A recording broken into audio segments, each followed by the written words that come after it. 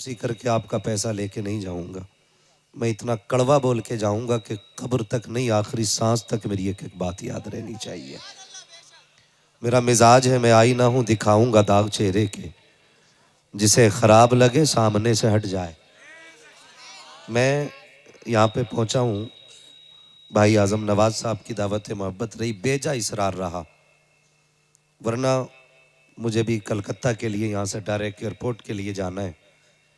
समझ सकते हैं कि दिल्ली कितनी दूर है और सुबह फ़्लाइट पकड़नी है। आज़म नवाज़ भाई ने मुझसे कहा कि इसको मेरा अपना प्रोग्राम समझे और आ जाएं। मैंने कहा था भाई थोड़ा जल्दी तकरीर करा देंगे। आज़म भाई ने बताया इंशाल्लाह 11 बजे तक तकरीर के लिए बैठा दिया जाएगा। अल्लाह का शुक्र है, फिर भी 11:45 नंबर आ गया है। 11:45 नंबर आ गया है। हाँ, मैं अगर इजाज़त दें तो मैं पहले माजरत कर लूँ कि मैं ज़्यादा लंबी तकरीर ना करूँ, चलेगा ना? है ना? नहीं, एक मिजाज रखिए, तूफ़ान नूह लाने से आखिर क्या फ़ायदा, एक अश्क ही बहुत है अगर कुछ असर करे। खाना उतना अच्छा होता है जितना हज़म हो जाए, वरना हद से ज़्यादा खाना आप किलो 2 किलो खा लें, अगर हज़म ना हो तो सेहत ख़राब हो जाती है ना। तो फिर उतना खाना इंशाल्लाह जितना हज़म हो जाए। ये मेरे प्यारे बच्चे जो खड़े हैं, अल्लाह तौफीक दे, जगह मिल जाए तो आ जाओ बेटे, इधर आ जाओ, इधर जगह खाली है। अच्छे लोगों के लिए तो हमेशा जगहें रह जाती हैं, है ना? बैठ जाएं, खुदा सलामत रख के। महफिल बड़ी अच्छी है और माशाल्लाह आपका पूरा ग्राउंड फुल भरा हुआ है आज़म भाई। हाँ, कोई फ़र्क नहीं पड़ा, जैसा कि लोगों ने जाके बताया था, लोग भाग गए, महफिल ख़त्म हो गई। तो मेरे दिल में ख्याल आया था यार, जो मेरे लिए आए होंगे या आज़म भाई के लिए आए होंगे वो चले जाएं, लेकिन जो हुजूर के लिए आए होंगे वो सलाम तक जाने वाले नहीं हैं। और मैं आपको ये मशवरा दे दूं कि महफिलों में जब भी बैठा करो ना, मेरे फ़ैन होके नहीं, आज़म भाई के फ़ैन होके नहीं, हमारे महराज रज़ा बरकाती साहब के फ़ैन होकर के नहीं, हमारे रिजवान साहब के फ़ैन होकर के नहीं, जब भी बैठे मदीने वाले के आशिक बन के बैठा करें। हमारे फ़ैन होने से कोई नतीजा नहीं है, हुजूर के हो जाओ तो बेड़े ही पार हो जाएंगे। मैं अक्सर एक बात कहता हूँ, जब तक बिके न थे तो कोई पूछता ना था, तुमने खरीद कर हमें अनमोल कर दिया। अजीज़ाने मिल्लत इस्लामिया, ये इस्लाही मुआशरा कॉन्फ्रेंस, ये अहले बस्ती की कोशिशों का नतीजा है। और इस महफिल को इसलिए सजाया गया है कि इस हुजूर के मिंबर पे जो भी आके बैठे, हमसे वो बात बता के जाए जिससे हमारी दुनिया भी भली हो और हमारी आखिरत भी भली हो जाए। सिर्फ ये मकसद इस महफिल का है। इस महफिल का कतई ये मकसद नहीं कोई ये सोच के आए कि 2.5 किलो बिरयानी मिलेगी, 100 ग्राम लड्डू मिलेंगे, 5 किलो छुआरे मिलेंगे। ये इस महफिल में आने का यकीनन किसी का मकसद नहीं होगा। मेरे सामने छोटे छोटे बच्चे बैठे हैं, अभी अब कुछ बच्चों को भाई पीछे कर रहे थे, तो मैं इनका मुंह देख रहा था, मुझे नज़ला है और थोड़ा सर में दर्द भी है। मैं मुंह देख रहा था और ख्याल आ रहा था कि जिन छोटे बच्चों को पीछे बैठाया जा रहा है ना, यही छोटे बच्चे जब आते हैं ना, तभी महफिल का आगाज़ होता है। अक्सर बड़े बड़े तो तब आते हैं जब महफिलें जम जाती हैं। महफिलें जमाने के लिए अक्सर छोटे बच्चे आया करते। और मैं एक बात समझता हूँ यार, ग़ुलाम हुजूर के फिर यहाँ कद कामत और उम्र तो नहीं देखी जाती ना, यहाँ आने वालों के दिल देखे जाते हैं। यहाँ आने वालों के दिल देखे जाते हैं। मैं उन टहलने वालों से जो 6-6 फीट के टहल रहे हैं ना, उनसे अफजल आला इन 1.5 फीट के बच्चों को समझ रहा हूँ जो इतनी रात में बैठ के हुजूर की महफिल को सजाए हुए हैं। अल्लाह इन बच्चों को सलामत रखे, इन बच्चों के माँ बाप को सलामत रखे।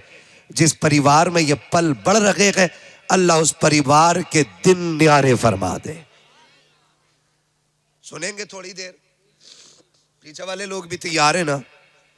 खुदा सलामत रखे। इन जलसों का मकसद सिर्फ इतना है कि हमें अल्लाह और उसके रसूल का कुर्ब हासिल हो जाए, सिर्फ ये मकसद है। और हम आए भी इसीलिए हैं ताकि हमसे अल्लाह भी राजी हो जाए और रसूलुल्लाह भी। बोल सकते हैं तो बोलें ताकि मैं समझ सकूं। रसूलुल्लाह भी राजी हो जाए। जिंदगी कितनी है?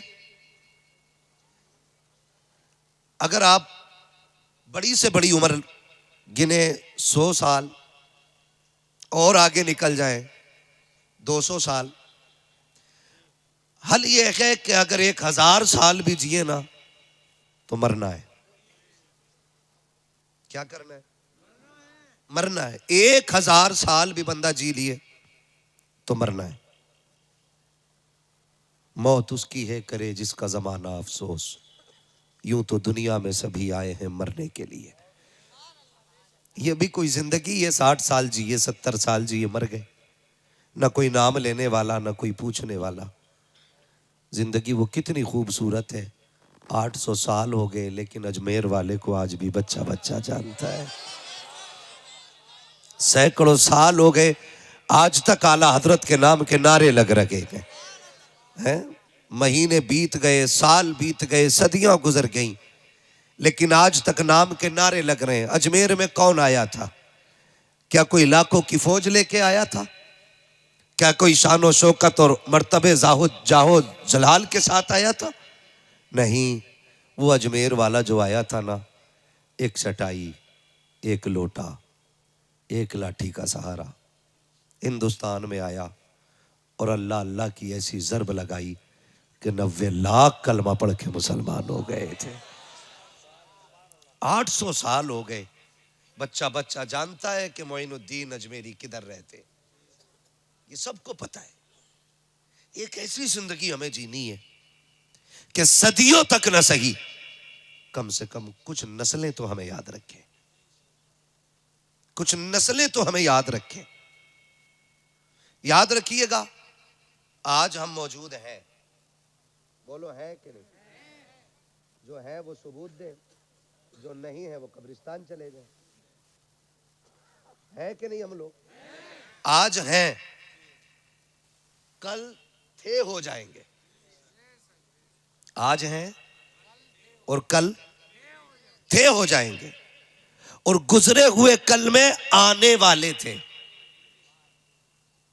यानी कि न थे न रहेंगे, बस है। एक दिन किस्से पारी ना बनेंगे, एक दिन गुजरा हुआ कल बनेंगे। कहीं ऐसा ना हो लोग कहें एक बुरा शख्स मिला था। हर शख्स अपने बारे में सोचे जो मैं बात करने लगूं। कहीं आने वाली नस्लों में ये तज़किरे ना हो कि इनका जो दादा था ना वो बहुत खराब था, इनका जो बाप था ना वो बहुत खराब था। वो तो करम हुआ अल्लाह का कि बहुत कम उम्र में उठा लिया उसे, वरना पूरा मोहल्ला परेशान था। याद रखिए, अगर इस तरह याद किए गए ना तो समझ लेना फिर कब्र में करवट लेने की जगह नहीं मिलेगी। कब्रों में करवट लेने की जगह नहीं मिलेगी। इज्जतें कब्र में उनका इंतजार करेंगी जो जिएंगे भी हुजूर के लिए और मरेंगे भी हुजूर के लिए। ये याद रखिएगा, जो जिएंगे भी हुजूर के लिए और मरेंगे भी हुजूर के लिए। मेरे आका जिस दौर में तशरीफ लाए थे ना, उस दौर में भी सितम उरूज पे थे, उस दौर में भी बदकारियां आम थी, उस दौर में भी गुनाहों का सैलाब था। लेकिन आमीना का लाल आया, उसने जमीन पे कदम रखा, उसके करम की हवा ने सितम की तमाम धुएं को साफ कर दिया, और फिर कायनात के अंदर इंसाफ का सूरज नमूदार हुआ। फिर वो दौर जमाने ने देखा कि जिस दौर का हाल ये था कि एक ही सफ में खड़े हो गए महमूद व अयाज, ना कोई बंदा रहा ना कोई बंदा नवाज। वो दौर इस्लाम ने पैदा किया कि जिसका लोग तसव्वुर नहीं कर सकते थे वो नजरिए इस्लाम ने अता किए, जिसको लोग सोच नहीं रखते थे वो हालात इस्लाम ने अता किए। आप गौर करें, आज दौर कितना नागुफ्ता भी है, आज हालात कितने बिगड़े हुए हैं। माफ कीजिएगा, ये हर घर की कहानी है। शादी ब्याह की बारी आती है तो सबसे पहले बेटियों के सरों की चादरें उतर जाती है, तब जाकर के शादियां उरूज पर आती है। जब बेटियों की इज्जतें नीलाम होती है तब जाकर के शादियों में चार चांद लगा करते हैं। कभी मेहंदी के नाम पे, कभी रतजगों के नाम पे, कभी मेहंदी के नाम पे, कभी हल्दी के नाम पे, कभी फैशन के नाम पे, कभी तमाशों के नाम पे। हर दिन हर रात बेटियों की आबरू रेजी होती रही और हम इसे तरक्की का दौर कहते रहे। किस चीज को तरक्की कहते हो साहिब? जहां बेटियों के सर से दुपट्टे उतर जाए तुम उसे तरक्की कहते हो। जहां बेटियां बेपर्दा हो जाए तुम उसे तरक्की कहते हो। जहां बेटियों को बेपर्दा कर दिया जाए तुम उसे तरक्की कहते हो। हम तरक्की उस दौर को कहते हैं जिस दौर में पैदा होने वाली बेटी को ज़ैनब कहा जाता है, जिस दौर में पैदा होने वाली बेटी को उम्मे कुलसूम कहा जाता है। हम उस दौर को तरक्की का दौर कहते हैं। जिस दौर में पैदा होने वाली बेटी को फातिमा ज़हरा कहा गया हम उस दौर को तरक्की का दौर कहते हैं। जिस दौर में पैदा होने वाली बेटी को खदीजतुल कुबरा कहा गया हम उस दौर को तरक्की का दौर मानते हैं। जिस दौर में पैदा होने वाली बेटी को आयशा सिद्दीका कहा गया इसलिए हम कहते हैं वो अंधेरा ही भला था कि कदम राह पे थे, रोशनी लाई है मंजिल से बहुत दूर हमें।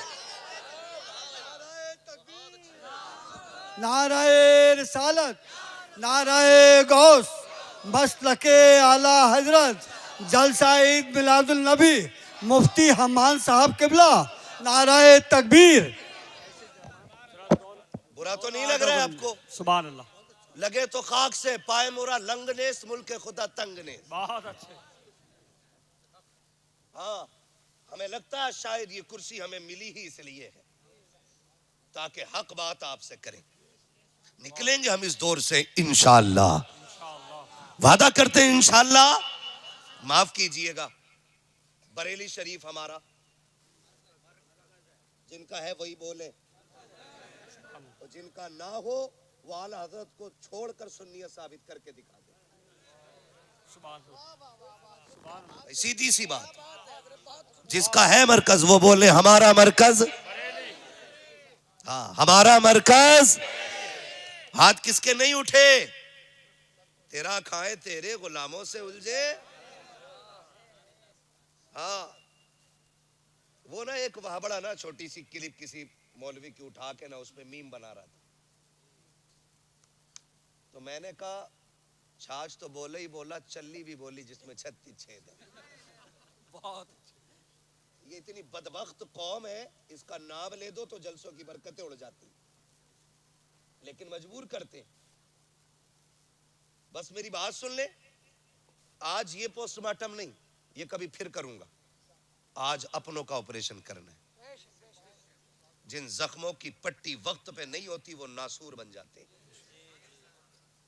और जब नासूर बन जाते हैं ना तो फिर वो लाइलाज हो जाते हैं, और लाइलाज लोग फिर कब्र में जाके ठंडे होते हैं। ये याद रखिए। मैं कुछ बीमारियां आपके सामने रखना चाहता हूँ, माफ कीजिएगा माजरत के साथ। सबसे ज्यादा जलसे बरेली में हो रहे, सबसे बड़े बड़े शायर बरेली में आ रहे, ठीक है ना। हर दिन देखो बड़े बड़े शोरा। मैं किसी की नात खानी या किसी की बात के खिलाफ नहीं, लेकिन अपने तरीकों के खिलाफ हूँ। लेकिन बड़े दर्द के साथ ये कह रहा हूँ कि जो बच्चियां मुर्तद हो रही हैं ना, उनकी सबसे बड़ी तादाद बरेली से पैदा हो रही है। क्या ये कह के हम छुट जाएंगे जी हम बरेली वाले थे? बोले क्या बरेलवी होने से सारे बंदे आला हज़रत हो जाएंगे? सारे बंदे मुफ्ती आजम हो जाएंगे? तो फिर इस चीज पे घमंड का है। कोई बंदा कहते हमें बरेली वाले, हमें तो सारी ठीक है जी बच बख्शे गए। कोई ये क्यों नहीं कहता हम हैं अल्लाह वाले? क्यों नहीं कहता कोई? अगर कोई कह भी दे तो उस पर सुभान अल्लाह कोई नहीं बोलता, क्योंकि बरेलवी होना आसान है, अल्लाह वाला होना मुश्किल है। क्योंकि अल्लाह वाला वही कहलाएगा जिसके सजदे कज़ा ना होते हैं, जो हुजूर की शरीयत के खिलाफ न चलता हो। तो बदले थोड़ा सा अपने रवैयों को। हमें शौक है खाली 8, 20, 50 कलाम सुना जाओ बस, और हमें एक रात में जन्नती हो जाए। जन्नत इतनी सस्ती भी नहीं है बेटे जो प्लेट में निकमा था उठा के खा लिया। जन्नत सस्ती होती तो बिलाल कभी कोड़े ना खाते। जन्नत सस्ती होती तो करबला में 72 सर न उतरते। जन्नत मुश्किल थी, इसलिए सैयदा ने लाल को कुरान पढ़ के दूध पिलाया था। आसान है जन्नत, आसान है जन्नत। आज मिजाज देखे अपने, हमें कोई आए एक रात में जन्नती कर जाए। मुझे बताओ ये बेटियां मुर्तद क्यों हो रही हैं? जबकि वहां से रिपोर्टें आनी चाहिए थी ज्यादा, जहां हमारा गढ़ नहीं है। हमारे गढ़ से कसरत के साथ बच्चियां मुर्तद हो रही हैं। अभी अभी शाम के वक्त में मैं एक बरेली की बच्ची का वीडियो देख रहा था। वो कह रही है, उसने साफ बात कही है कि मेरा पीछा ना किया जाए। मैं फला तारीख इतने बज के इतने बजे घर से निकली हूं, मेरे बाप का नाम ये है, मेरा नाम ये है, हमारा पीछा ना करना। मैं अपनी मर्जी से घर छोड़ के आई हूं। यहां तक तो था मैं सोचने लगा कि इसका मुकद्दर जहन्नम था, चली गई। लेकिन अगली बात जो उसने कही ना, उसने कलेजा टुकड़े टुकड़े कर दिया। जानते हो उसने अगली बात क्या कही? उसने कहा मेरा ही पीछा क्यों कर रहे हो? इस जुर्म में मेरे साथ मेरी मां भी बराबर की शरीक है। ये उस बच्ची का वीडियो गवाह है। वो कह रही है इसमें मेरी मां बराबर की शरीक है। मेरी बात कान खोल के सुने, मां, बहनें, बेटियां, बेटे, भाई, सब मियां बीवी, एक गाड़ी के दो पहिए। कितने बोले? सारे। मालूम है, मुझे पता है ना थके लोग हिस्से में आए, लेकिन बर्दाश्त करें थोड़ी सी। मेरी बातें कड़वी भी होती है, सुभान अल्लाह भी नहीं निकलेगी मुंह से, और मत निकालना। बस मेरी बातें यहां लिख के ले जाना। मैं खाली दाद लेने नहीं आया, मैं चाहता हूं अल्लाह करे ये बात यहां उतर जाए। क्या कहा उसने? मेरी मां भी इसमें बराबर की शरीक है। अब मैं क्या कह रहा हूं? मियां बीवी गाड़ी के दो पहिए होते, एक अगला एक। अगर एक भी पंचर हो जाए गाड़ी चलेगी? अगर चलेगी भी तो कैसे? डिसबैलेंस, ठीक है ना? और डिसबैलेंस पंचर नहीं, हवा कम बढ़ती भी हो जाए तब भी गाड़ी सीधी नहीं चलती है, डिसबैलेंस रहती है। मैं बेटी से गुजारिश करूंगा और बापों से भी गुजारिश करूंगा, खुदा का वास्ता कमाएं, आपका हक है। मजदूरी करें, मेहनत करें, आपका हक है। नेक नियत से करेंगे, इबादत है। सिर्फ मुसल्ले पे इबादत नहीं, सिर्फ मिंबर पे इबादत नहीं, सिर्फ महफिल में इबादत नहीं। बंदा बच्चों की परवरिश की नियत से हलाल रोजी के लिए निकले, अल्लाह कदम कदम पे नेकी अता फरमाया करता है। यही सलाम है हमारा। यहाँ सिर्फ मुसल्ले पे इबादत नहीं होती, यहाँ खेत में भी इबादत हो सकती है, यहाँ मार्केट में भी इबादत हो सकती है, यहाँ दुकान पे भी इबादत हो सकती है, यहाँ मंडी में भी इबादत हो सकती है, हर जगह इबादत हो सकती है। सिर्फ नियत का फर्क है। कमाए। लेकिन आपसे गुजारिश है, शाम को आके 1 घंटा अपना वक्त बच्चों को जरूर दें। शोहर बादशाह है, घर एक मिल्कियत है। शोहर, बीवी वजीर, बच्चे रियाया। समझ गए इतनी बात? घर क्या है? मिल्कियत। सलामत रहे। घर क्या है? बच्चे भी याद कर ले, घर क्या है? शोहर, बीवी, बच्चे, रियाया। अब ये बताइए, बादशाह मुल्क के बाहर गया हो तो जिम्मेदारी किसकी होती है? सारे बोले। ये बात एक एक बेटी को जाके बता देना, फरिश्ते इतने मीठे लहजे में बात नहीं करेंगे जितने में मैं कर रहा हूं। वो खाल उधेड़ देंगे अगर गलती हो गई तो। मैं ये बता रहा हूं आपको। अगर कोई तुम्हें फ्री की जन्नत बांटने वाला हो ना, तो मुझे भी उसका नंबर देना। मुझे भी फ्री की चाहिए, मैं भी नहीं करूंगा कुछ भी। लेकिन कान खोल के सुनिए, बादशाह कौन? सलामत रहे। वजीर कौन? रियाया कौन? बादशाह बाहर जाए तो निजाम कौन संभालता है? और जब बादशाह वापस आता है, फिर बैठता वजीर से कहता, बताओ भाई मुल्क के हालात कैसे? अब एक बात बताइए, बहुत संजीदगी से समझा रहा हूं, अल्लाह करे ये बात आपके जहन में उतर जाए। पूछता, हाल क्या मुल्क के? वजीर अगर सही बता दे कि फलां कबीले ने बगावत की है, फलां कबीले ने बगावत की है, तो बादशाह कदम उठाएगा कि नहीं? हिफाजती इक़दामात होंगे कि नहीं? जब बादशाह हिफाजती इक़दामात ऑलरेडी उठा लेगा तो फिर मुल्क तबाह होगा। और अगर वजीर झूठ बोले, बादशाह से कहे सब ठीक चल रहा है और मुल्क में उठ रही हो बगावत, तो मुल्क बचेगा? बोले ये पीछे वाले क्यों नहीं बोल रहे भाई? बचेगा मुल्क, बचेगा मुल्क।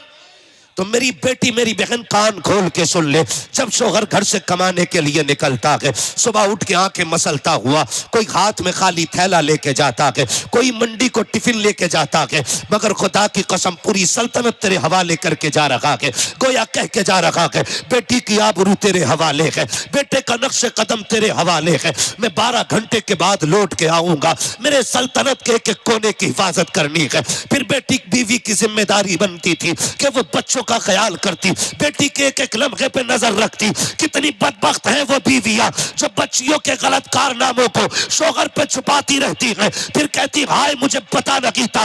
मैं पूरी गारंटी के साथ कहता हूं बेटी का कदम सही है या गलत ये हो ही नहीं सकता कि माँ को खबर ना हो। माँ एक एक बच्चे की एक एक हरकत को जानती है। वो औरतें सितम करती है घर पे जो बच्चियों को गलतियों को शोहर से इसलिए छुपा लेती है कि बच्ची नादान है कल सवर जाएगी, आज गलती की है कल बदल जाएगी। खुदा के वास्ते इस उठने वाली बगावत को इब्तदा में दबा दो, वरना आज एक गई है कल एक एक करके बेटियां चली जाएंगी। और आप पर भी लाजिम बनता है आंखें बंद करके बीवी पे भरोसा ना कीजिए, कभी खुद भी चेक किया करो, कभी खुद भी बच्चों में बैठा करो, कभी तबसरे किया करो। उस तरह निजाम चलाओ जैसे मेरे मुस्तफा ने निजाम चलाया है, जैसे हुजूर ने बच्चों को पाला था। तारीख के ये बाप कितने हसीन नजर आते हैं। खुदा की कसम आज की माँ बच्चों के ऐबों पे पर्दा डालती है, फिर बेटियां मुर्तद हो जाती है। कभी बेटी किसी के साथ जाती है, कभी किसी के साथ जाती है। माँ कहती मुझे पता नहीं क्या पढ़ाया तूने बेटी को, आज तुझे एक बेटी की कहानी बताऊं। तारीख का ये बाप पलट के देखो, मदीने की गली है, रात का सन्नाटा है, बिलाल की आवाज आती है लोगों उठो हुजूर ने दीन के लिए खून मांगा है। लोग चीख गए, तोड़े लग गई हुजूर की बारगाह में। जो बहनें थी वो उठी, उन्होंने छोटे छोटे भाइयों को उठाया, उठा करके दूल्हा बनाया, तैयार किया। हर बहन को भाई प्यारा होता है, हर माँ को लाल प्यारे होते हैं, लेकिन बहनों ने भाइयों को तैयार किया। कंधे पे तलवारें रख के कहा था शहजादे जा तो रहे हो लेकिन याद रखना उसके कदमों में जा रहे हो जहां जीने से ज्यादा जान लुटाने में मजा आता है। ए मेरे शेर जब तुम पलट के आओ हमें फख्र होगा, हम शहीद की माँ कहलाए, हम शहीद की बहन कहलाए, और अगर जिंदा भी वापस आ गए फिर भी फख्र होगा, हम गाजी की माँ कहलाएंगे, गाजी की बहन कहलाएंगे। तारीख गवाह है जब ये कह के बच्चे गए थे तो सबका यही ऐलान था कि इन्हें जाना इन्हें माना, न रखा गैर से काम, लिल्लाहिल हम्द में दुनिया से मुसलमान गया। नारे तकबीर, नारे रिसालत, मसलके आला हजरत, इश्क मोहब्बत, इश्क मोहब्बत, इश्क मोहब्बत, इश्क मोहब्बत। बदलो भाई। खुदारा बहन बेटियों से गुजारिश है, दाग सिर्फ शोहर की इज्जत पे नहीं लगता है, दाग परिवार की इज्जत पे लगता है, परिवार की इज्जत पे लगता है। और बेटियों से मैं एक बात अर्ज करूंगा, मेरी बेटियों कसम खा के कहता हूं अल्लाह की इज्जत की कसम, बहुत अच्छा। तुम्हारा गुड्डू, तुम्हारा पप्पू, तुम्हारा सोना, तुम्हारा गोना, तुम्हारा मोना तुम्हें उतना प्यार नहीं दे सकता जितना प्यार और इज्जत तुम्हारा मजदूरी करने वाला बाप तुम्हें दे सकता है। बहुत अच्छा। जिंदाबाद, जिंदाबाद। उससे ज्यादा तुम्हें कोई इज्जत नहीं दे सकता। दुनिया तमाशाई बनी है, दुनिया तमाशाई बनी है। कसम खा के कहता हूं मेरी बहन, तुझे तब तक लोग आंखों में रखते हैं जब तक तेरी इज्जत और आबरू लूट न ले। हाँ, क्या तुमने नहीं देखा कितनी बेटियों की लाशें स्टेशन पे मिलती हैं, कितनी की पटरी पे मिलती हैं? कौन थे ये लोग? ये वही थे जो कहते थे तुझे जमीन पे कदम नहीं रखने दूंगा। उन्होंने तो सांसें ही छीन ली जिंदगी की। इनके लिए जो 4 रातों के लिए तुम्हें रानी बनाते हैं और फिर जिंदगी भर के लिए तुम्हें कुत्ता बना के छोड़ देते हैं रोडों पे, उनके लिए तुमने उनसे जफा की जो मजदूरी भी करता रहा। उसने टोपी में पैबंद लगाए, बेटी तेरे दुपट्टे में पैबंद नहीं लगने दिए। उसके लिए छोड़ दिया तुमने बाप को, उस बाप को जो खून पसीना एक करके तुम्हें पालता रहा, जो जिंदगी लगा के तुम्हें संवारता रहा, तुमने उनके लिए माँ बाप छोड़ दिए। जाके बेटियों को समझाओ, उनसे कहो जाकर के बेटी संभल के कदम रखना, याद रखना अगर तू बहकी ना तो सिर्फ तेरी इज्जत नहीं खानदान की इज्जत चली जाएगी। बाप कभी जिंदगी में सर नहीं उठा पाएगा, और आज तो बेगैरती की भी हद हो गई जी। सोसाइटी मुआशरे में भी बेगैरती इतनी हो गई है, आज भाग जाती है, कल कपड़े झाड़ के कह देता मेरा मतलब नहीं रहा उससे, लो साफ सुथरा हो गया, दूध में नहाया हुआ। ये बेगैरती है। कल हजरत जब किसी की बेटी को तलाक होती थी ना, तो 8-8 दिन बाप घर से नहीं निकलता था गैरत की वजह से। तलाक वाली बेटी का बाप नहीं निकलता था, आज भागी हुई की बेटी बाप पे फर्क नहीं पड़ता है।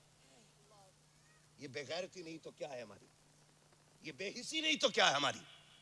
हो क्या गया हमें, हमारी आंखों का पानी मर गया। आओ करबला वालों के दर की खैरात खाने वालों, मुझे बात याद आ गई, कायनात की सबसे कम उम्र कारिया को सैयदा ज़ैनब कहा जाता है। ये मौलाए कायनात मौला अली की शहजादी, खातून जन्नत के जिगर का टुकड़ा ज़ैनब वो हैं जिन्हें मुस्तफा ने अपना लुआब चखाया है। सबसे कम उम्र में सबसे पहली कुरान की कारिया बनने वाली जात हजरत सैयदा ज़ैनब की जात है। सैयदा ज़ैनब परवरिश किसने की है? खातून जन्नत ने। उसने परवरिश की है जिसकी मुस्तफा ने परवरिश की थी। आप अंदाजा लगाइए, सोच भी नहीं सकते, बे इजाजत जिनके घर जिब्रील भी आते नहीं। कद्र वाले जानते हैं कद्र शान अहले बैत। हाँ भाई, उस घर की बात कर रहा हूं। सैयदा ज़ैनब के बचपन का जमाना है, खातून जन्नत की बेटी कुरान पढ़ रही है बैठ करके, फजर के बाद का वक्त है, खातून जन्नत किसी काम में मसरूफ है और सैयदा ज़ैनब कुरान पढ़ रही। पढ़ते पढ़ते अचानक न चादर सरकने लगी, आगे के कुछ बाल नजर आ गए। खातून जन्नत की नजर पड़ गई, काम छोड़ा, ऐसे दौड़ी जैसे लोग मरते हुए को बचाने दौड़ते। जाके बेटी के जहां बाल थे ना, हाथ रख लिया, ज़ैनब दुपट्टा संभाल। अम्मी क्या हुआ? कहा बेटी कुछ बाल नजर आने लग गए। अम्मी तो फिर ऐसे दौड़ी, मैंने सोचा पता नहीं क्या हो गया। कहा ना बेटी, इससे बड़ी कयामत कोई नहीं हो सकती कि एक बेटी की सर की चादर सरक जाए। कहा बेटी पूरी जिंदगी ये दुपट्टा ना सरकने देना, दुपट्टा ना सरकने देना। ये कौन कह रहा है? ये वो कह रही है जिसको रब ने जन्नती औरतों की मलका बनाया है। तेरी मेरी बेटी न मलका, न शहजादी हुजूर की, न सैयद जाती, न वलिया, न राबिया बसरिया, न ज़ैनब, न उम्मे कुलसूम, न रुकैया, कोई नहीं हो। फिर घमंड, जितने बड़े बाप की बेटी उतनी बेगैरती से गले में दुपट्टा है। क्यों? उसे डर नहीं है दामाद मिलेगा कि नहीं, उसे पता है मेरे बाप के पास इतना पैसा है, मैं कितनी भी बेकार हो जाऊंगी, मेरा बाप दामाद खरीद लाएगा। कम से कम कुछ सोच करके गरीब की बच्चियां चादर ते रखे रहती हैं। कम से कम वो ये सोचती हैं हम पे और कुछ नहीं सिवाय इज्जत के, वो उसकी हिफाजत करती है। गलत नहीं कह रहा हूं, आप बुरा मत मानिए, ये कड़वी सच्चाई है, मेरा दिल जल रहा है अंदर से जो बातें कह रहा हूं, दिल जल रहा है। जितने अमीरों की शादी जाके देखो, जाना होता दावतें हमें भी दे देते लोग, वहां जाके देखो तो कुत्ता तरीका होता खाना खिलाने का, गधों की तरह खाना खा रहे हैं चल के, सुन्नत का तरीका ही खत्म। और फिर हम सबसे बड़े मसला के आला हज़रत वाले, जब हम खड़े होकर कुत्तों की तरह खाना खाते तब मसला के आला हज़रत किधर रहता है? जब बेटियां मर्दों के साथ मैरिज हॉल में बैठी होती हैं तब मसला के आला हज़रत किधर होता है? क्या सिर्फ नारे का नाम मसला के आला हज़रत है? जानते हो सरकार मुफ्ती आज़म हिंद, मुफ्ती आज़म आलम इस्लाम, आपने जाना उन्हें? नहीं जाना ना, मैं बताऊं। आपके घर में किसी की शादी थी, फंक्शन था हज़रत के घर में ना, 3 दिन तक खाना चलता रहा। कितने दिन तक? 3 दिन तक आम लंगर चलता रहा, लेकिन खड़ा करके किसी को नहीं खिलाया जा रहा था, हुजूर की सुन्नत के मुताबिक बैठा के खिलाया जा रहा था। 3 दिन तक खाना चलता रहा। किसी ने आके सरकार मुफ्ती आजम की अम्मी से कहा, बड़ी भी जरा पता तो करो मुस्तफा रजा ने भी खाया कि नहीं खाया। माती ख्याल आ गया वो मेरे बगैर किसी से खाना नहीं मांगता है। कहा जा बेटी दौड़ के जा, पूछ जाके मुस्तफ़ा रजा से खाना खाया कि नहीं। कोई आई घर की खातून, कहा शहजादे तुमने खाया कि नहीं खाया, कहा नहीं। कहा कब से, कहा 3 दिन से। कहा क्यों नहीं खाया, कि माँ को फुर्सत ना मिली, मैंने मांगा नहीं था। कहा शहजादे मांग लिया होता, घर तो अपना था। कहते मैंने हुजूर की हदीस पढ़ी है, आका ने कभी अपने लिए किसी से सवाल नहीं किया था। मुस्तफ़ा रजा भी ये चाहता है कि अपने लिए सवाल ना करे, ताकि आका की इस सुन्नत पे भी अमल हो जाए। जब उन्होंने इस तरह सुन्नतों पे अमल किया है, अल्लाह ने उनको विलायत का ताजदार बना डाला है। हम सुन्नत का गला घोट के मसलक के आला हज़रत के ठेकेदार, क्या जवाब दोगे आला हज़रत को, बताओ। पूछेंगे मुफ्ती आजम, बताओ मेरे घर की तो बेटियां भी बिना वजू के खाना नहीं बनाती थी, तेरी बेटी बगैर पर्दे के गैर महरम के साथ महल में कैसे आ गई? होगा कोई जवाब? हो तो जाओ नंगी नचाओ बेटियों को, कोई रोकने वाला नहीं। और ना हो तो फिर तैयारी करो, फिर तैयारी करो।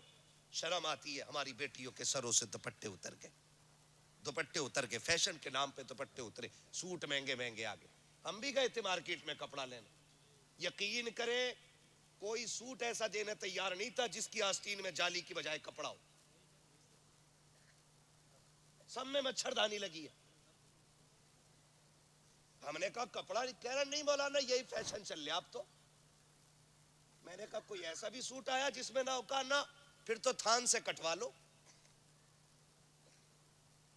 मैं पूछना चाहता हूं, हम मुसलमान हैं। डॉक्टर इकबाल ने कहा था यूं तो सैयद भी हो, मिर्जा भी हो, अफगान भी हो, तुम सभी कुछ हो, बताओ कि मुसलमान भी हो। हम ये सोच के क्यों मार्केट में माल भर रहे हैं कि फैशन क्या है? हम ये क्यों नहीं सोचते कि हुजूर की सुन्नत क्या है? बताइए कौन इतना मोहतात होगा, कौन झगड़ा करके किसी से जाली की जगह कपड़ा लगवाएगा? कह रहे मौलाना मजबूरी है साहब, अब तो यही मिल गया। पहले गर्मियों में मच्छरदानी देखने मिलती थी, अब जाड़ों में भी बराबर आगे पीछे, कमी नहीं होती। मर जाए साए सकड़ के, लेकिन कपड़े पूरे नहीं पहनेंगी और ना हम पहनाए। क्यों? अगर कोई शरीफ जादी सादे कपड़े पहन ले तो बिगड़े हुए बाप की नालायक बेटियां उसे देख के ठट्टे उड़ा के कहती हैं पुराने दौर में जी रही है, अभी पुराने दौर में जी रही है, पढ़ा हुई ना दिखे, पढ़ी हुई नहीं, स्कूल नहीं गई होगी, यही रही होगी, 4-5 मदरसों में चक्कर काटा होगा। ये कह के जलील करती है मेरी कौम की बेटियों। तुम्हें क्या पता है आज जिस पे हंस रही हो, जिसके हया वाले लिबास पे तुम्हें हंसी आ रही है ना, मरने के बाद अल्लाह एक एक दांत तोड़ेगा और कोई बचाने वाला नसीब नहीं होगा। आज जिसके शराफत के लिबास पे ठट्टे उड़ा रही हो, कल जब फरिश्ते इसी के एहतराम में आएंगे और इसी की इज्जतों की चादरें उड़ाई जाएंगी, इसी को इज्जतों के ताज पहनाए जाएंगे, तब तुम्हें पता चलेगा कि पुरानी सोच किसकी थी, उम्दा सोच किसकी थी, घटिया सोच किसकी थी, बेहतर सोच किसकी थी। खुदा के वास्ते मजाक ना उड़ाना, पूरी दुनिया में ऐलान करके बता दो फैशन कुछ भी हो, हमारी बेटियों को वो लिबास पसंद होगा जो खुदा की भी पसंद होगा, मुस्तफा की भी पसंद होगा। करेंगे इंशाअल्लाह ऐसा। सबसे पहला काम करो, लिबास पे पाबंदी लगाओ। और ये मत सोचिए बरेली से शुरू होगा काम तो हम करेंगे।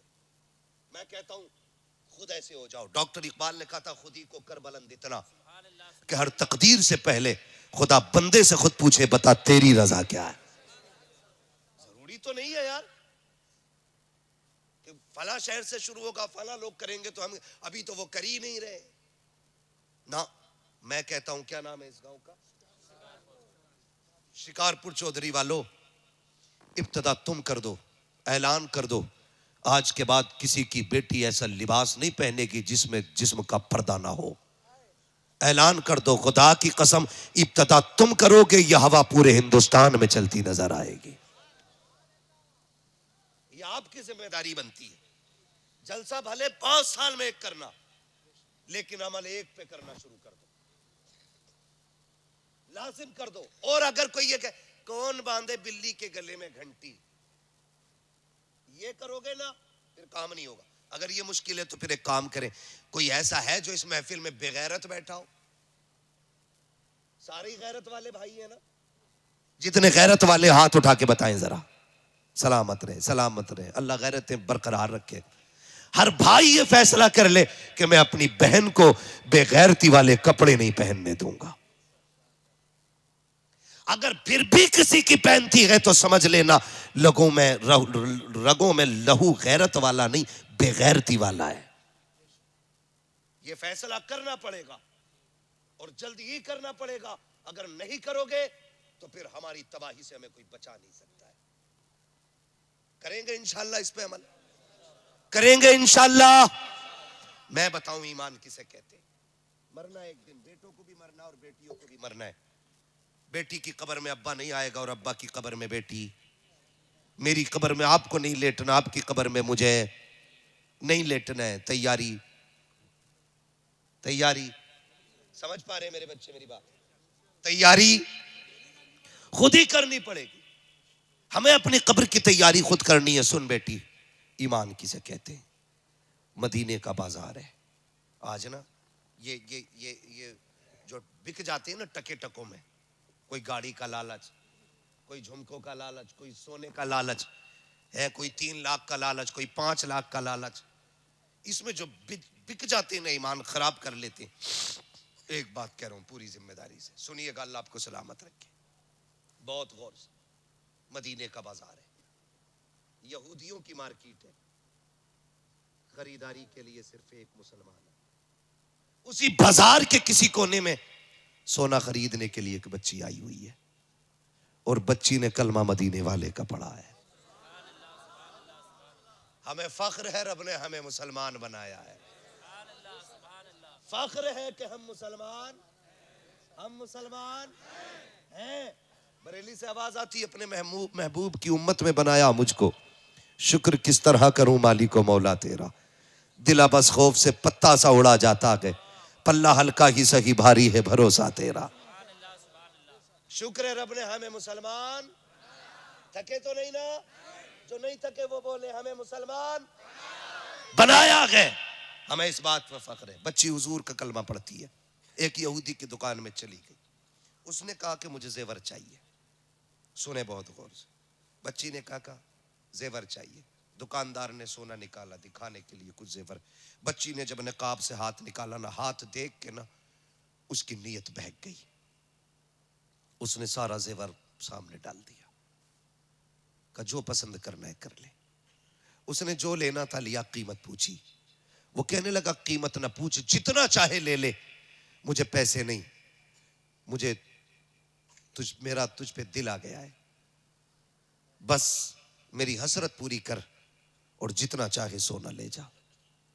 उसने सोना उठाया, मुंह पे मारा और मार के कहने लगी, कुत्ते तुझे क्या पता है, तू सोना हमारी ठोकरों में डाल रहा है, हमने अपनी जान मुस्तफा जाने रहमत के हाथों पे बेच डाली है।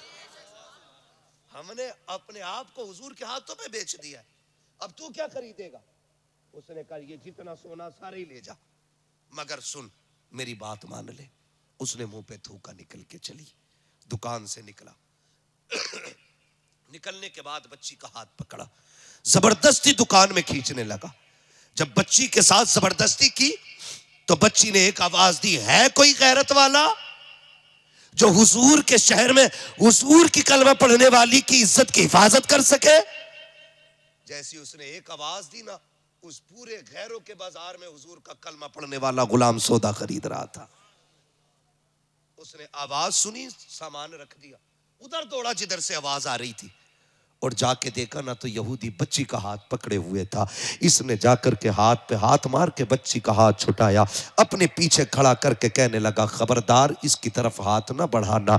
उसने कहा तेरी क्या लगती है? उसने कहा ये मेरी बहन लगती है। कहा तेरा रिश्ता कहाँ से चला है? तब उसने कहा था कोई रिश्ते खानदान से चलते हैं, कोई रिश्ते नस्ल से चलते हैं, कोई रिश्ते वो है जो खून से चलते हैं, ये वो रिश्ता है जो हुक्म रसूल से चल रहा है। इस रिश्ते को मेरे नबी ने बना दिया है। ये ला इलाहा इल्लल्लाह का रिश्ता है। उसने कहा कहना क्या चाहता है, कहा अगर जान प्यारी है तो वापस चला जा, वरना ये बच्ची हमारे हवाले कर दे। उसने कहा माँ का दूध पिया है। हाथ आगे बढ़ा के देखा, जैसी इसने तलवार निकाली है, यहूदी ने देखा कि हमारे शहर के अंदर, हमारी गलियों में, हमारे बाजार में हमें धमकी दे रहा है। उसने अपनी कौम को आवाज दी, आओ लोगों निकल के आओ, एक कलमा पढ़ने वाला हमारी गैरत को चैलेंज कर रहा है। सैकड़ों तलवारें निकल के आ गई थी, लेकिन ये गुलाम मोहम्मद अरबी का था। टल न सकते थे अगर जंग में अड़ जाते थे, पैर शेरों के भी मैदान से उखड़ जाते थे। दस्त तो दस्त है, दरिया भी न छोड़े हमने, पैर जुल्मात में दौड़ा दिए घोड़े हमने। सैकड़ों तलवारें सामने गए, गुलाम ने तलवार निकाली है, बेटी कमर के पीछे गए, का माँ का दूध पिया गए, आके कोई हाथ लगा के दिखाए। एक यहूदी आगे बढ़ा, इस गुलाम ने तलवार उठाई और ऐसी चलाई कि चलती हुई तो देखी थी, लेकिन गिरती हुई किसी ने नहीं देखी। सर अलग धड़ अलग था, सब टूट पड़े, हमारा बंदा मार दिया गया। इतनी जुर्रत तो देखो, अकेला मर्दे मुजाहिद एक गैरों के बाजार में एक बेटी की आबरू के लिए सुबह से दोपहर तक तलवार चलाता रहा। आखिर इंसान था कब तक लड़ता, लड़ते लड़ते बाजू थक गए, बाजू अब सुस्त पड़ने लगे। बच्ची ने देखा तलवार रुकने वाली है, लेकिन सोचने लग गई अगर तलवार रुक गई तो मेरी इज्जत चली जाएगी, अगर इज्जत चली गई तारीख लिखी जाएगी। हुजूर के शहर में कलमा पढ़ने वाली बेटी की आबरू लूट ली गई थी, जमाना क्या कहेगा। बच्ची ने आह भरी है, जब देखा तलवार सुस्त पड़ गई है, उसने क्या काम किया, उसने तलवार को रुकते देखा। अब ख्याल आया थोड़ी देर में ये शहीद हो जाएगा, फिर मेरी इज्जत की बारी है। बच्ची ने उसी जमीन पर मिट्टी पे सजदा किया, रो के कहती है ओ खातून जन्नत के बाबा के पैगंबर, ओ तुझे महबूब का वास्ता है, देख एक बेटी की आबरू खतरे में आ गई है। मालिक ये अकेला नौजवान मेरी आबरू के लिए मैदान में आ गया है। मालिक अगर आज ये चला गया, कयामत तक कोई तरह बेटी की इज्जत के लिए खड़ा नहीं होगा। ए परवरदिगार तुझे जहरा के बाबा का सदका, मालिक मेरी इज्जत की हिफाजत फरमा। ए मेरे मौला मेरी आवाज मुस्तफा तक पहुंचा दे। जब बच्ची ने हिचकी भर के इतना कहा था, खुदा की कसम तारीख गवाह है, अभी तलवार रुकने लगी थी, पीछे से नारे तकबीर की आवाज आती है। जब मुजाहिद ने लड़के मुड़ के देखा है, क्या देखता है, आगे आगे पैगंबर आ रहे हैं, पीछे पीछे हैदर आ रहे हैं। जैसे इतना देखा है, यहूदियों में भगदड़ मच गई, कौन बचाएगा। खुदा की कसम तारीख गवाह है, जैसी पैगंबर को आते देखा, हैदर को आते देखा, यहूदियों ने कहा था तोड़ो, अगर इनसे लड़ गए कयामत तक के लिए नस्लें मिटा दी जाएगी। नारे तकबीर, नारे निसालत, नारे गौस, नारे गौस। ख्वाजा का हिंदुस्तान, ख्वाजा का हिंदुस्तान। हजरत सैयद बदियुद्दीन जिंदा सा मदर, हजरत सैयद बदियुद्दीन जिंदा सा मदर। कलियर के साबिर पाक, कलियर के साबिर पाक। 5 नारे पंजातन के, एक नारा हैदरी। 5 नारे पंजातन के, एक नारा हैदरी, नारा हैदरी, नारा हैदरी। मैं पूछना चाहता हूं, हम तो इतने गैरतमंद थे, अगर सैकड़ों में एक बेटी की इज्जत जाती थी तो एक बंदा तन मन धन की बाजी लगा देता था। आज हम ही अपनी बेटियों की इज्जत के लुटेरे बन गए, हम ही तमाशाई बन गए, हम ही ब्याह शादियों में बेटियों को नंगा भेजते हैं और हम ही उनकी जवानियों को अपनी आंखों से ताड़ते हैं बैठ करके। ये दीन है, ये इस्लाम है? नहीं। खुदा की कसम बेटियों को पर्दा दो, और कसम खा के कहता हूं ये जो दुनिया रो रही है ना, अल्लाह सलाहुद्दीन दे दे, सलाहुद्दीन दे दे, हालात ऐसे रहे कयामत तक सलाहुद्दीन नहीं पैदा होगा।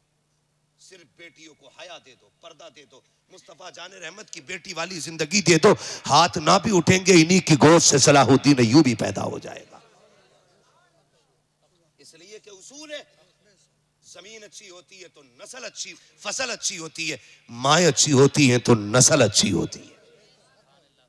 बच्चों के किरदार में माँ का बहुत अहम किरदार होता है। मुझे बात याद आ गई बाबा फरीदगंज शक्कर की, माजरत चाहूंगा, लोगों की फरमाइशें कई सारी थी और अपने अपने लोगों ने वाकयात रखे थे। मेरे बच्चों अगर मैं ना कर सकूं किसी का वाकया बयान, नाराज ना होइएगा, इंशाल्लाह कभी जिंदगी रहेगी और फिर कभी आपकी फरमाइशें पूरी कर लूंगा मैं। बस आज मेरी बात सुन लें, माओं का किरदार कितना में जाओ जाके बेटियों को बताओ। हजरत बाबा फरीदगंज शक्कर रहमतुल्लाह तआला अलैह, कौन फरीद? ये वो फरीद है कि अगर खारे पानी में फूंक मार दे तो अल्लाह मीठा कर देता था। और बड़ी बात है, ये वो फरीद है जिसका लोग चेहरा देखते थे तो कलमा पढ़ के मुसलमान हो जाते थे। ये माओ का किरदार है, ये माओ का किरदार होता है। बाबा फरीद गंज शकर रहमतुल्लाह तआला अलैह पे दावा हो गया कि फरीद वो है कि जो जिसका लोग कलमा पढ़ चेहरा देख के कलमा पढ़ लेते। ऐसा करो इसे कैद किया जाए। बात कोर्ट तक पहुंच गई। थक गए भाई?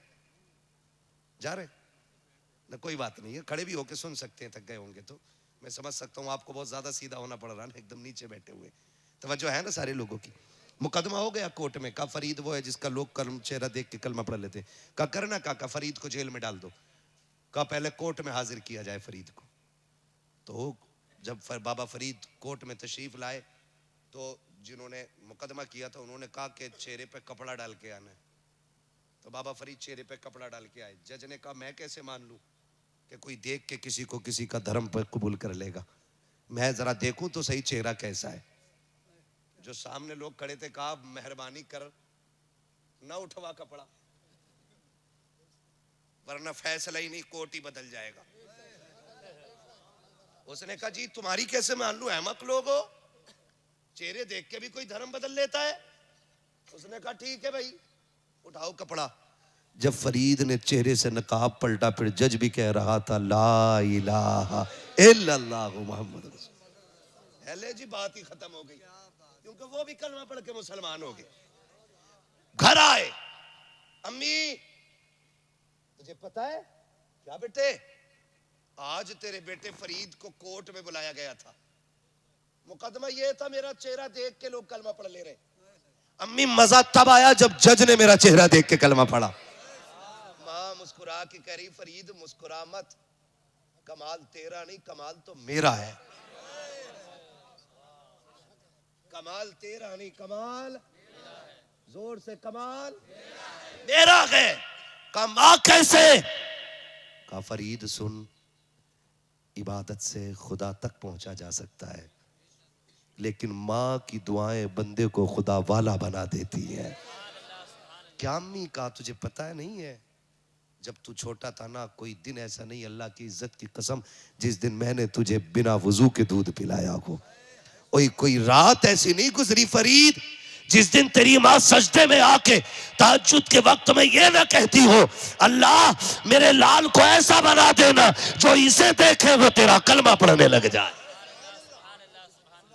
लोग बात करते हैं हुज्जतुल इस्लाम की, लोग उन्हें देखते थे कलमा पढ़ के मुसलमान होते थे। मैं तो कहता हूं अल्लाह उनकी माँ की कब्र पे रहमतें नाजिल करें। अगर माँ अच्छी ना होती तो बेटा कभी हुज्जतुल इस्लाम ना होता। इसलिए मेरे अजीज माएँ अच्छी होंगी तो फिर नस्ल अच्छी हो जाएगी। समझ रहे मेरी बात?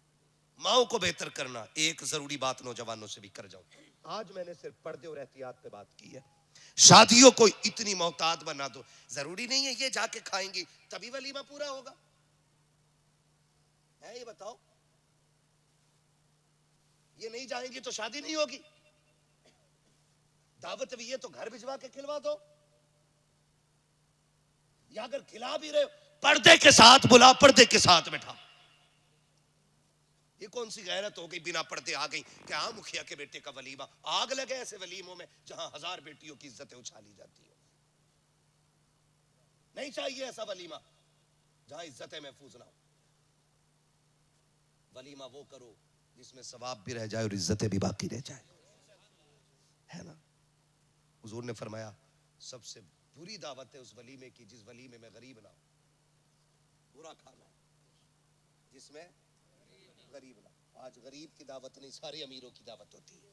क्यों? जिनने बकरा खिलाया वही बकरा खाने आएगा, जिनने मुर्गा खिलाया वही मुर्गा खाने आएगा, जिसने बेचारे ने नहीं खिलाया वो गरीब तो आएगा ही नहीं। ये कंडीशन से मेरे अजीज वलीमे ऐसे कर लो कि जिससे खुदा भी राजी हो जाए और मुस्तफ़ा भी राजी हो जाए।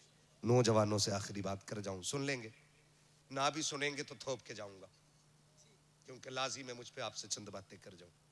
मुझे एक बात बताओ, बुरा ना मानना, कड़वी बातें, कभी आईने के आगे खड़ा होना और इतना आईना हो कि सर से लेके पैर तक तुम्हें दिखाए, फिर अपने ऊपर सर से लेके पैर तक नजर डालना, फिर देखना तेरा कितना जाहिर हुजूर की पसंद के मुताबिक है और कितना हुजूर की पसंद के खिलाफ है।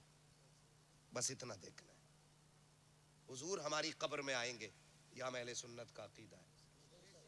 आला हज़रत क्या फरमाते हैं, कब्र में लहराएंगे ता हश्र चश्मे नूर के, जलवा फरमा होगी जब तलात रसूलुल्लाह की। है कि नहीं? हुजूर हमारी कब्र में तशरीफ लाएंगे। बोले इंशाअल्लाह, सारे बोले इंशाअल्लाह। अरे कोई वहां भी तो नहीं बैठा है? अरे ना चचा आ जा दाएं बाएं से, बैठा भी हो तो भगाना मत, यहाँ 2 नंबर का माली नहीं, यहाँ सारा ही 1 नंबर का है। बातें सुन, जलसा खत्म होने से पहले वहाबी को भी कहना पड़ेगा मैं मुजरिम हुआ का मुझे साथ ले लो, कि रस्ते में है जा बजा थाने वाले। मसला के आला हजरत ऐसा है ही नहीं जो कोई उंगली रख सके। वो तो कुछ जाहिल, कुछ गवारों, कुछ बदतमीजों की वजह से बदनाम हो गया। सही बता रहा हूं हजरत, ही कुछ गवारों की वजह से, अंधभक्तों की वजह से बदनाम है मसला के आला हजरत। उधरी नहीं है अंधभक्त। हाँ, पीर देखा, सजदे में गिर गए उसके आगे। सजदा किसके लिए? सारे बोले किसके लिए? किसके लिए? सिर्फ अल्लाह के लिए। महबूब क्या कहते? आका फरमाते अगर खुदा के अलावा किसी को सजदे की इजाजत होती, यहाँ पीर का जिक्र नहीं, अबू बकर का जिक्र नहीं, अपना जिक्र नहीं, उमर का जिक्र नहीं, अहले बैत का जिक्र नहीं, आका कहते अगर खुदा के बाद किसी को सजदे की इजाजत होती तो मैं औरतों को हुक्म देता कि वो शोहर को सजदा किया करे। ये शोहर को इजाजत होती, हुक्म होता औरतों को कि शोहर को सजदा करे। अगर इजाजत होती सजदे की तो जब वहां हुजूर फरमा रहे तो यहां तो नंबर भी नहीं आया था हजूर का, जिसके जाके आके गिर गए पायला वो है, जिंदे पे माला चढ़ा डाली तमाम, और वो अभी पीठ थपथपा रहा। बेटे तू हल्के मार रहा, फरिश्ते इससे ज्यादा लठ मारेंगे तेरे। है किस हवा में? इस्लाम है, लावारिस दीन नहीं है। इस्लाम वो है जिसका वारिस आज भी गुंबद खजरा में मौजूद है। इसे लावारिस न समझना। इसके पहरेदार को हैदर कहा जाता है, इसके निगहबान को उस्मान गनी कहा जाता है, इसके पहरेदार को फारूक आजम कहा जाता है, इसकी सरहदों पे पहरे देने वाले को अबू बकर सिद्दीक कहा जाता है। ये लावारिस नहीं है। तेरे जैसा लुटिया चोर लूट के चला जाएगा इस्लाम को। जब इस्लाम में सजदा नहीं तो सजदा ये गवार करते और करवाते है ना, पूरा छप्पर पहने लगते अंगूठियों का, पूरा बिसात काम है। कर्रा मुरीद मिल गया तो उसमें से ही बेच ली। अजमेर से लाया था 51,000 दे दे तू ले ले। ये बगदाद वाले से लाया था, ये कलियर वाले से लाया हूँ, हाँ ये वारिस पाक से लाया हूँ, ये मदार पाक से लाया हूँ। सारे बुजुर्गों के नाम बता के बेचता रहे। एक पहन, वो भी एक नक्की। इस्लाम है, तेरे बाप की लिखी हुई कहानी नहीं है, जैसा चाहेगा इसे मोड़ के चला लेगा। इसके लिए अहले बैत का खून लगा है। तबीयत को सेड़ रहा था यजीद, खानदान दे के हुसैन ने दीन को साफ बचा लिया है। यह है दीन। हाँ तबीयत का ही तो मसला था, बस चंद बातें आपसे। तो इन लोगों की वजह से मसला की हालत बदनाम हुआ, इन लोगों की वजह से, वरना हमारा मसलक बड़ा साफ मसलक है। ठीक है ना। कुछ जगह मैं आपसे हाथ जोड़ के कहता हूँ, देखिए अगर आप किसी मजार के तवाफ करेंगे या किसी पीर को सजदा करेंगे, ना मुझे कुछ मिलने वाला है ना मेरा कुछ जाने वाला है। अगर हुजूर का एक उम्मती जहन्नम से बच के जन्नत में चला गया तो फिर हमारा क्या नुकसान है। हम तो यही सोच के बात कर रहे हैं ना, दीन समझे। दीन पीर का रद्द नहीं किया इस्लाम ने। ये तरीके जो हैं ये गलत है, तरीके गलत है। नबी शान वाले अगर कोई उन्हें पूजने लगे तो वो बेईमान हो जाए। इबादत सिर्फ अल्लाह की। किसकी है? जोर से। इबादत अल्लाह की है। ठीक है ना। तो हमें खड़ा करना है अपने आप को आईने के आगे, सर से लेके पैर तक देखना है। हमें ये देखना है कि हम कितने हुजूर के फरमान के मुताबिक हैं और कितने फरमान के खिलाफ हैं। पहले पैर से देखना, पजामा है कि पैंट है, तहबंद है या क्या पहन रखा है। फिर शर्ट पे आना, कुर्ता देखना, फिर गला देखना टाई तो नहीं लगी है, फिर चेहरे पे आना, दाढ़ी है कि नहीं, हुजूर की सुन्नत चेहरे पे है कि नहीं। अगर नहीं है ना तो फिर डर, हुजूर आए और चेहरा फेर ले कब्र में, कोई बचाने नहीं आएगा। मुफ्ती आजम हिंद सरकार के बारे में मशहूर है कि जिसकी दाढ़ी नहीं होती थी उसकी तरफ आप चेहरा नहीं करते थे। ये शांति, अगर मुफ्ती आजम को इतनी नफरत है बेदाढ़ी वाले से, फिर रसूल आजम को कितनी नफरत होगी। हम क्या कर रहे हैं नौजवानों, कोई पता है जिंदगी का यार। चलो तुम गारंटी दो कि भाई 100 साल जिएगा, फिर मेरी दाढ़ी मूंडो। और अगर गारंटी नहीं है ना एक लम्हे की भी, तो फिर दाढ़ियां रख लो। दे सकता है कोई गारंटी मैं 100 साल जीऊंगा? बोले सारे नहीं दे सकता ना। मौत का कुछ पता नहीं। अभी हादसा हुआ, एक्सीडेंट, कल की बात, 3 लोग मारे गए, तीनों नौजवान थे, दाढ़ियां नहीं चेहरे पे। किस मुंह से कब्र में जाएंगे हुजूर के पास? खुद सोचो, अगर हम कब्र में पहुंचे और चेहरे पे दाढ़ी ना हो, हुजूर चेहरा फेर ले, फिर क्या बनेगा? अगर वो चेहरा फेर ले जो कायनात की उम्मीद है, तो फिर उम्मीदों के दरवाजे बंद हो जाते हैं। दाढ़ियां रख लो चेहरों पे, दाढ़ियां, अजीब तमाशा बना रखा। अब तो जनाब फैशन चल रहे, ऐसा सीन बना रहा इसमें, ऐसा लगता जमे ही नहीं थे बाल, पता नहीं कैसे साफ करा था। एक का देखा ना, यहाँ से कट लगा हुआ था, मैंने कहा शायद तबल लग गया होगा बचपन में, गौर से देखा तो कट ही लगा था। ये ऐसे कट मारो, ऐसे कट मारो, डिजाइन, एक का बिच्छू बना हुआ, कुछ कपड़े बने हुए, छिपकलियां बनी हुई खोपड़ी में। अरे ये अजाब तो मिल नहीं है कब्र में यार, यहाँ भी सूरतें बनाए घूम रहे। आईने के आके खड़ा कर, फिर पूछ अपने आप से, क्या हुजूर इस चेहरे से राजी हैं? तुमने बीवियों के लिए, लड़कियों के लिए चेहरे सजाए, एक बार हुजूर के लिए चेहरा सजा के देखो। एक बार इस नियत से चेहरा सजा कि ये चेहरा मेरे महबूब को कैसा लगेगा।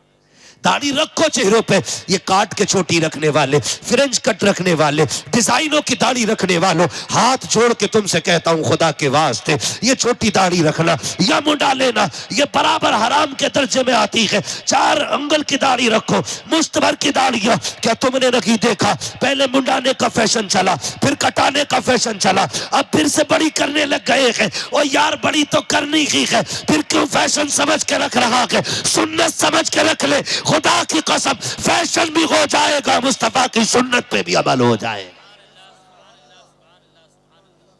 रखेंगे दाढ़ी इंशाल्लाह, रखेंगे, बोले इंशाल्लाह। दाढ़ी रखने की कोशिश कीजिएगा।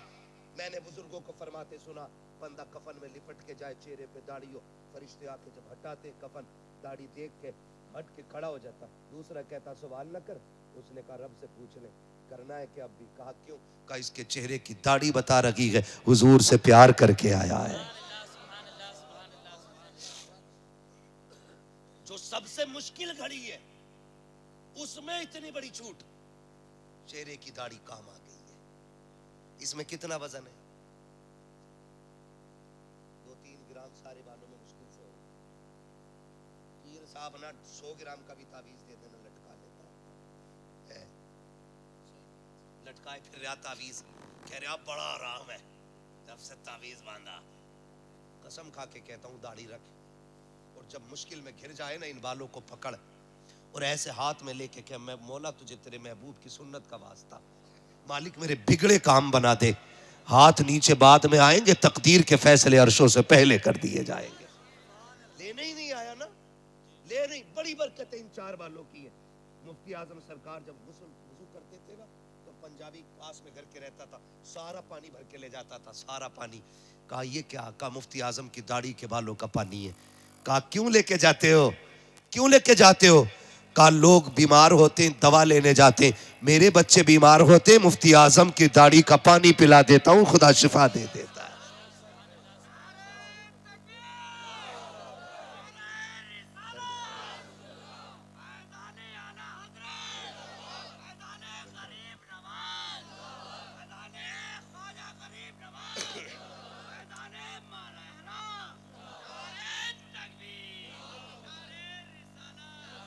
रख लो नौजवानों दाढ़ी, कोई ज्यादा बोझ नहीं है, और मौत कोई दूर नहीं है, कब्रिस्तान बहुत करीब है, मौत सर पे खड़ी है।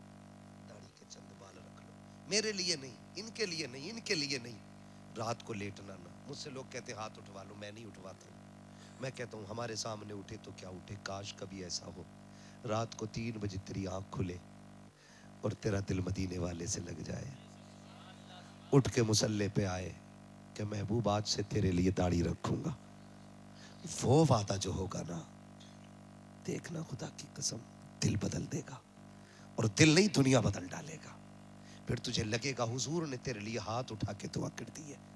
फरमाया गया जो हुजूर के लिए दाढ़ी रखता है ना, हुजूर गुंबद खजरा से उसके लिए दुआ फरमाया करते। फिर लगेगा तुझे रात के 3 बजे हुजूर के मदीने से ठंडी हवाएं आई हैं जिन्होंने झोंका दिया है, और फिर तुम्हें समझना है। करेंगे इंशाअल्लाह, दाढ़ी रखेंगे। कई बार लोग कह देते हैं जी दाढ़ी रख लेते अभी ब्याह ना हुआ। एक भी दाढ़ी वाला इसलिए कुआरा नहीं मरा कि उसे किसी ने लड़की न दी। अगर इसलिए कोई कुआरा मरता ना तो कोई दाढ़ी न रखता। दाढ़ी रखने का एक बड़ा फायदा कुआरों के लिए ये है, अगर शादी से पहले दाढ़ी रख लोगे ना तो तुम्हारे घर में शैतान की बच्ची नहीं आएगी, कनीज़े फातिमा ज़हरा आएगी। क्योंकि दाढ़ी ये वो एंटीबायोटिक है जो बड़ी बड़ी शैतानियों का इलाज कर देती है। इसलिए पहले दाढ़ी रखेंगे तब भी फायदा, और बाद में रखेंगे तब भी फायदा है। ठीक है ना। जिनकी हो गई है वो भी रखें, जिनकी नहीं हुई है वो भी रखें, मगर दाढ़ी रखें। ये हमारी पहचान है, हमारी पहचान है। डर क्यों रहे हो? किस चीज का डर है? लोग कहते हैं ना मार्केट में निकलते हैं हाल बहुत खराब है, मौलाना पता नहीं है दौर खराब है। मैंने कहा हमसे ज्यादा कौन घूमता है? जिस सीट पे हम बैठ जाते हैं ना कोई बैठता ही नहीं, बैठता ही नहीं करवट में। इसलिए नहीं कि हमने बम बांध रखा, इसलिए कि हमारी दाढ़ी है। मैं कहता हूं शुक्र है मालिक, दाढ़ी में इतना दम है कि पूरी सीट खाली करा दी है। कितनी भी बड़े बड़े वीआईपीओ की महफिल हो, एक दाढ़ी वाला चला जाए सारे ऐसी देखते हैं। क्यों? ये धमक है इस दाढ़ी। रखेंगे इंशाअल्लाह, रखेंगे इंशाअल्लाह। अगर दाढ़ी की वजह से मौत आती तो हम सबसे पहले मार दिए जाते, लेकिन जिंदगी का मालिक भी अल्लाह है और मौत का मालिक भी अल्लाह है। मर के किधर जाना है? किधर जाना है? बोल ले जल्दी से भाई। कब्रिस्तान जाना है ना, कब्रिस्तान जाना है। उसकी हिफाजत करते हैं आप लोग।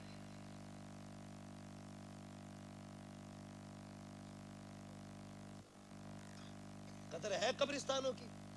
हमारे अक्सर कब्रिस्तानों के हालात ऐसे ही हैं। मैं ये तीसरी बात करने लगा हूं। पहली बात मैंने पर्दे की, दूसरी बात नौजवानों मैंने दाढ़ी की है। आप दाढ़ी रख लें, इंशाअल्लाह इनकलाब आएगा। तीसरी बात करने लगा हूं कब्रिस्तान। पूरी तकरीर हाथों हाथ याद भी करा रहा हूं। ठीक है, क्या करना है कब्रिस्तान? मैं ये कह रहा हूं अक्सर मुसलमानों के कब्रिस्तान का हाल ये है कि जितने भी बेरोजगार नौजवान लड़के हैं ना, वो सारे कब्रों पे जाके बैठ जाते हैं। कई जगह पे ताश खेलते हुए मैंने खुद देखे, कई जगह पे देखा है कि भैंसे लेके लोग कब्रिस्तान आ जाते हैं। कई जगह पे बकरी बकरे छोड़ देते हैं। ओ पकड़ ले बकरी, किसकी है? तो कहता मेरे अब्बा की तो कब्र है।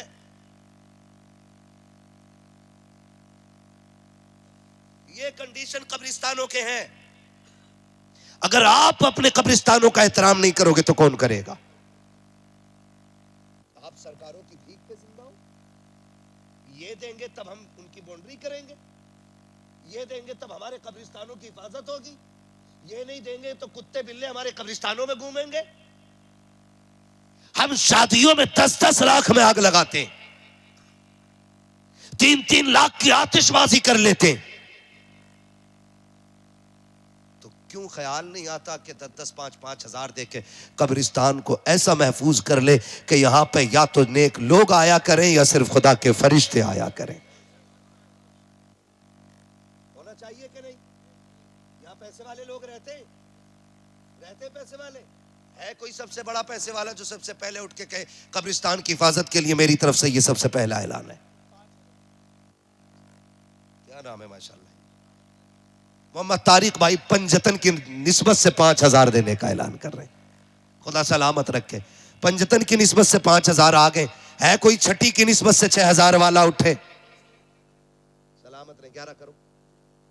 क्या बात है, बोले यार सुभान अल्लाह,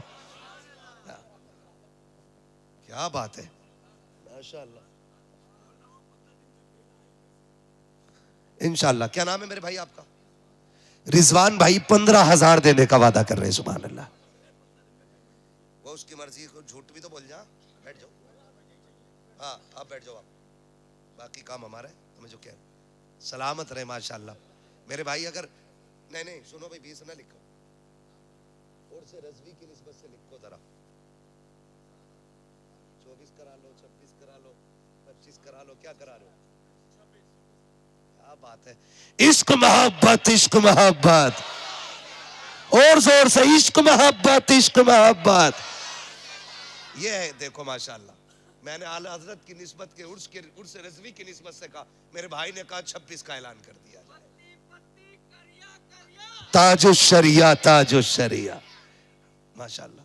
26 तक कहानी आ गई है कोई जो इनसे भी ऊपर चले? आज जमींदार गिन रहा हूं मैं आपके गांव में, है ना, बेटे की शादी में 3 लाख का आतिशबाजी करके प्रधान तो सारे बनते। उस जमीन के लिए कितने जमींदार हैं जहां सबको जाके लेटना है। मेरे भाई 26 तक आ गए, है कोई जो 26 से ऊपर जाए? पूरी महफिल देख रहा हूं मैं, ज्यादा नहीं, सिर्फ 5 मिनट का वक्त है आप लोगों के लिए, इसमें जो करना है कर ले। है कोई 26 से ऊपर वाला बंदा?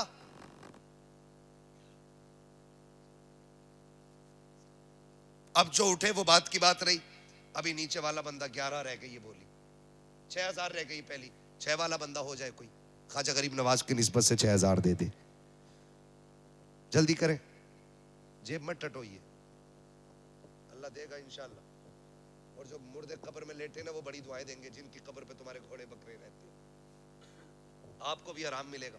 जल्दी से 6,000 वाला कोई उठ जाए, ये बोलियां खाली नहीं रहनी चाहिए। नौजवानों उठे कोई, क्या बात है, सलामत रहे मेरे भाई। 2 लोग उठ गए मेरे भाई, क्या नाम है आपका? असलम भाई और अकरम भाई, माशाल्लाह। ये 2 बंदे 6,000 के। अजमेर वाले से जब भी थोड़ा मांगो बहुत दे देते। एक मांगा था अजमेर वाले ने 2 दे दिए, 2 दे दिए अजमेर वाले ने। एक मांगा था 2 दे दिए। मेरी एक बोली रह गई है 11वीं शरीफ की, 11,000। सलामत रहे मेरा भाई, क्या नाम है? जावेद भाई, माशाल्लाह। जावेद भाई 11,000 रुपए, बोल दे सुभान अल्लाह। हाँ ऐसे करो जैसे तुम्हारे घर से लाके देंगे, हमारा तुम्हारा ही रहेगा। जफर भाई के माशाल्लाह 6,000 रुपए, 6,000 वाले 3 हो गए। हाँ 11,000 वाला भी इकलौता ही है, 11,000 2 हो गए, एक ही हुए 11,000 वाले भी, ठीक है। क्या बात है, बोल दो सुभान अल्लाह। मुफ्ती जफर साहब क़िबला माशाल्लाह 11,000 रुपए का ऐलान कर रहे हैं, सुभान अल्लाह। है ना, ये वो जमींदारी है जो कब्र में भी काम आएगी, कब्र में भी काम आनी है ये जिम्मेदारी और ठेकेदारी। जफर भाई साहब की जानिब से, मुफ्ती साहब की जानिब से हमारे 11,000 हो गए। बस एक 12वीं होती है, घर सजते हैं, अल्लाह करे कोई बंदा उठे हुजूर की 12वीं की निस्बत से 12,000 दे जाए। 12वीं वाला बंदा, सरकार की आमद, कोई वाला बंदा चाहिए, 12,000 वाला बंदा, कोई भी एक बंदा 12,000। देखें एक दूसरे को, देख ले गौर से जिसने ना देखा हो। 12,000 वाला बंदा। मैं तो ये देख रहा हूं कि दाएं बाएं से ऐलान हो रहा है, बीच में से कोई बंदा खड़ा होकर ऐलान कर देता 12 का भी, तो पता चलता महफिल में भी दम वाले लोग बैठे। 12,000 कोई बहुत बड़ी रकम नहीं है, और हुजूर की निस्बत से मांग रहा हूं, ये बोली खाली नहीं जानी है।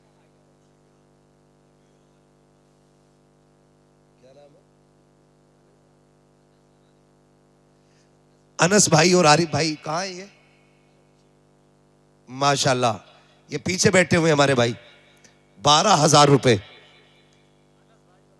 अनस भाई और आरिफ भाई की जानिब से हुजूर की 12वीं की निस्बत से पेश हो गए, सुभान अल्लाह। ठीक है ना, ये गिनतियां अहले सुन्नत की पूरी हो गई हैं। ठीक, अब आपकी अपनी मर्जी है, जिसको जो भी देना है वो दे जाइएगा। मेरे हिसाब से अभी सबसे बड़ी बोली मेरे भाई की रह गई 26,000, ठीक है ना, उम्मीद है इंशाल्लाह और भी कोई उठेगा जो 26 से ऊपर 50 तक भी जाएगा और इंशाल्लाह बोरी पूरी लगेगी। क्या बात है, सलामत रहे। कोई नारा लगाओ मजमे में से यार।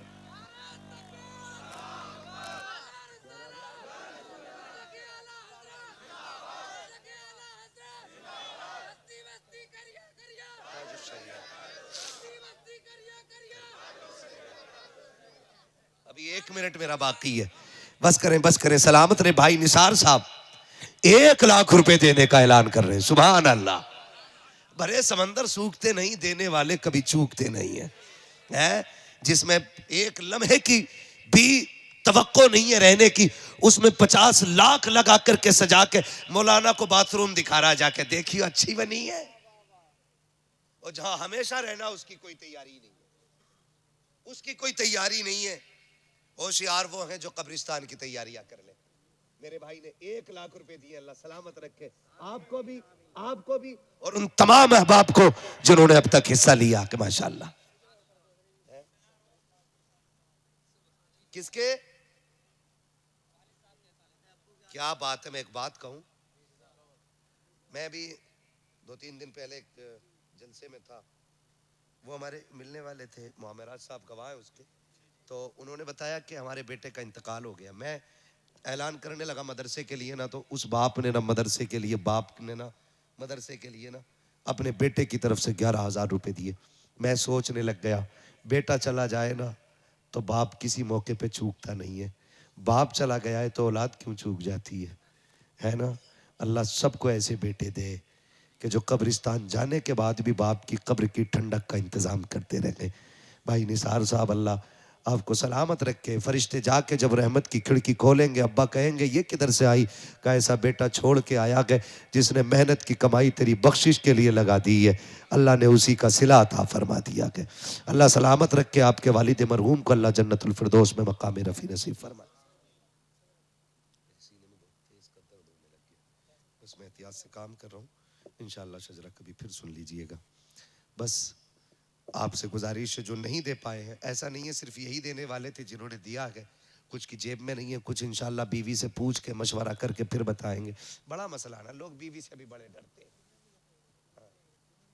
जुमे में भी देते माशाल्लाह, और कुछ कहीं भी नहीं देते, फिर हिसाब भी लेते, अपना अपना मिजाज है। सलामत रहे, सलामत रहे माशाल्लाह, है ना। जिन्हें घर से डर लगता है ना, बीवी से पूछ के कल दे देना, ठीक है ना। ऐसे ही है ना, दे देंगे इंशाल्लाह। देखो कितने बोले इस बात पे, सारे डर के बैठे दिखे यार, ठीक।